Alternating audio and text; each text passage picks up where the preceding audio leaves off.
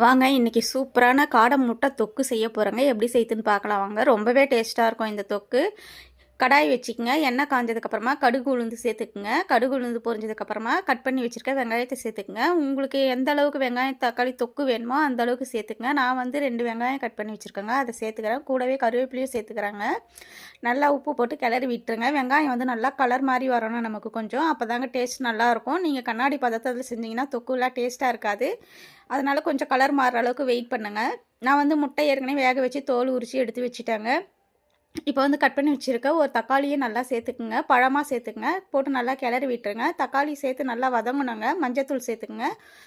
கொஞ்சமாக உப்பு சேர்த்துக்குங்க. நல்லா கிளறி விடுங்க. பாருங்கள் நல்லா குழஞ்சி வரணுங்க. அப்போ தாங்க நமக்கு டேஸ்ட் நல்லாயிருக்கும். வெங்காயம் தக்காளி குழஞ்சாதாங்க எடுத்து சாப்பிட்றதுக்கு ஈஸியாக இருக்கும். இல்லைனா முழுசு முழுசாக இருக்கும், தூக்கி கீழே போட்டுருவாங்க. பாருங்கள் நல்லா கிளறி விட்டு குழஞ்சிடுச்சிங்க.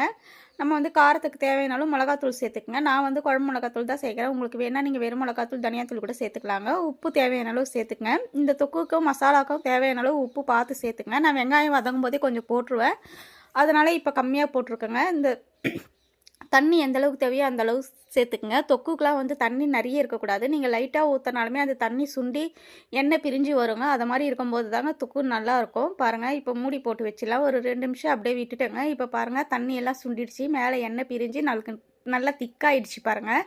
இந்த அளவுக்கு இருந்தால் போதுங்க. இப்போ வந்து நம்ம வேக வச்ச முட்டையெல்லாம் நான் கட் பண்ணி வச்சுருக்கேன் 2 2 அதை சேர்த்துக்கிறாங்க. இந்த முட்டை வந்து உடையாதுங்க நமக்கு.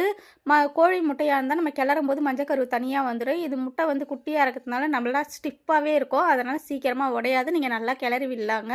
அந்த மசாலாலாம் முட்டையில் நல்லா ஊறணும். செம்ம டேஸ்ட்டாக இருக்குங்க இந்த காடை முட்டை தொக்கு. நீங்கள் காடை முட்டை ஏற்கனவே வறுவல் போட்டிருக்கேன், இப்போ வந்து காடை முட்டை தொக்கு போட்டிருக்கேங்க. நீங்கள் கண்டிப்பாக ஒரு முறை ட்ரை பண்ணி பாருங்கள். இந்த காடை முட்டையில் நிறைய மருத்துவ குணம் இருக்குது, உடம்புக்கு ரொம்ப நல்லது. இது சீசன் டைமில் தான் கிடைக்கும் போது கண்டிப்பாக வாங்கி செஞ்சு சாப்பிடுங்க. இப்போ ரெடி ஆயிடுச்சிங்க சூப்பராக நம்ம காடை முட்டை தொக்கு. கொத்தமல்லி தூவி ஆஃப் பண்ணிடலாம். இந்த வீடியோ பிடிச்சிருந்தா லைக் பண்ணுங்கள், ஷேர் பண்ணுங்கள், கமெண்ட் பண்ணுங்கள், சப்ஸ்கிரைப்